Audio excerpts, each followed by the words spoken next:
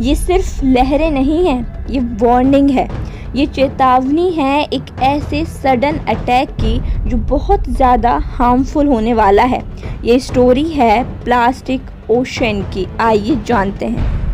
Plastic ocean एक silent invasion जो हमारे समुद्र को निगल रहा है और शायद कहीं ना कहीं हमारे भविष्य को भी।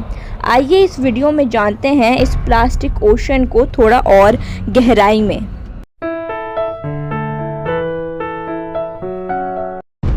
प्लास्टिक की उत्पादन दर ईयर 1950 से लगभग 230 गुना बढ़ चुकी है। हर साल लगभग 400 मिलियन टन प्लास्टिक दुनिया भर में बनता है, लेकिन इसका एक बहुत बड़ा हिस्सा सिंगल यूज़ आइटम्स का होता है जो बाद में बहुत जल्द बेकार हो जाता है। ऐसा अनुमान लगाया जाता है कि हर साल 8 से 11 मिलियन मैट्रिक टन प्लास्टिक महासागरों में पहुंचता है, हमारे ओशंस में। आप खुद सोचिए कि हर मिनट एक ट्रक भर के प्लास्टिक समुद्र में गिराया जा रहा है। ईयर 2020 में आई एक रिपोर्ट के अकॉर्डिंग लगभग 1.4 मिलियन टन प्लास्टिक जो महासागर में जाता है वो सिर्फ नदियों द्वारा पहुंचता है। पर ये प्लास्टिक वहाँ खत्म नहीं होता, ये टूटता है, बिखरता है और बनता है माइक्रो प्लास्टिक।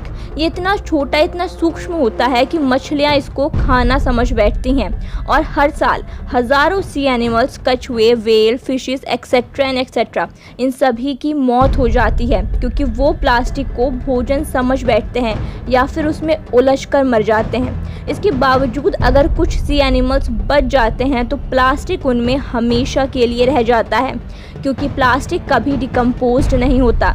ये 500 या 1000 सालों तक भी नहीं मिटता, सिर्फ टूटता है माइक्रो प्लास्टिक और नैनो प्लास्टिक्स में। हाल ही में पश्चिम बंगाल के एक स्टडी में पाया गया कि ताज़े पानी के मसल्स, लैमेलिडेंस, मार्गिनेल्स में माइक्रो प्लास्टिक बहुत ज़्यादा है। एक और स्टडी की गई और उसमें भी देखा गया कि सी फूड जैसे फिशेस, श्रिम्प और बहुत कुछ जो हम खाते हैं जो कि समुद्र से आ रहा है उसमें नैनो प्लास्टिक पाया गया। इसका मतलब कि ये सब कुछ एक साइकिल की तरह है। हमारे द्वारा किया गया प्लास्टिक पॉल्यूशन एक तरह से हमारे ही खाने की थाली तक पहुंच गया है।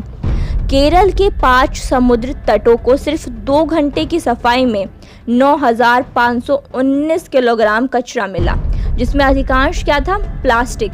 भारत की और भी समुद्र तट हैं जैसे वर्सोवा मुंबई, मरीना बीच चेन्नई, कालनकोट गोवा। यहाँ पर भी प्लास्टिक और कचरे की प्रॉब्लम बहुत ज़्यादा बड़ी है। ये प्लास्टिक सिर्फ ओशंस तक सीमित नहीं रहता, ये माइक्रो प्लास्टिक वायुमंडलीय कणों के रूप में हमारे एटमॉस्फेयर में पहुंचता है और सांस के माध्यम से हमारे शरीर में पहुंच जाता है।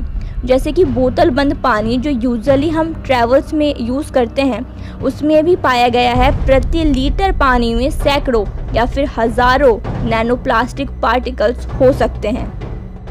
लेकिन ये सिचुएशन शायद पूरी तरह से हमारे हाथ से नहीं निकली है।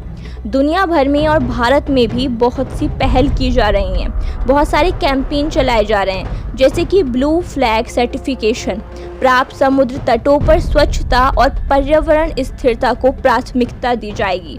लोगों को जागरूक करने के लिए अभियान चलाए जा रहे हैं। कुछ जगह पर तो प्लास्टिक को पूरी तरीके से प्रतिबंध किया गया है। अब आप सोच रहे होंगे कि हम अकेले क्या कर सकते हैं। देखिए, प्लास्टिक कचरे को ठीक तरीके से डिवाइड कर सकते हैं आप, रिसाइकलिंग को प्राथमिकता दे सकते हैं और जब भी पॉसिबल हो गवर्नमेंट या एनजीओज द्वारा चलाए जा रहे बीच क्लीनअप या रिवर क्लीन ड्राइव्स जैसे कैंपेन्स में पार्ट ले सकते हैं। और सबसे इम्पॉर्टेंट, अपनी आवाज़ उठा सकते हैं अलग अलग प्लेटफॉर्म्स पर, वो शायद ऑनलाइन प्लेटफॉर्म हो या फिर कोई ऑफलाइन प्लेटफॉर्म। हर लहर कुछ कहती है, लेकिन सवाल ये उठता है क्या हम सुनेंगे? क्योंकि हमारे ओशंस की आवाज़ ही हमारी आवाज़ है। आप लोगों का क्या ओपिनियन है? क्या अपने ओशंस को बचाने के लिए आप अपनी आवाज़ उठाएंगे? कमेंट बॉक्स में अपना फीडबैक ज़रूर दीजिएगा।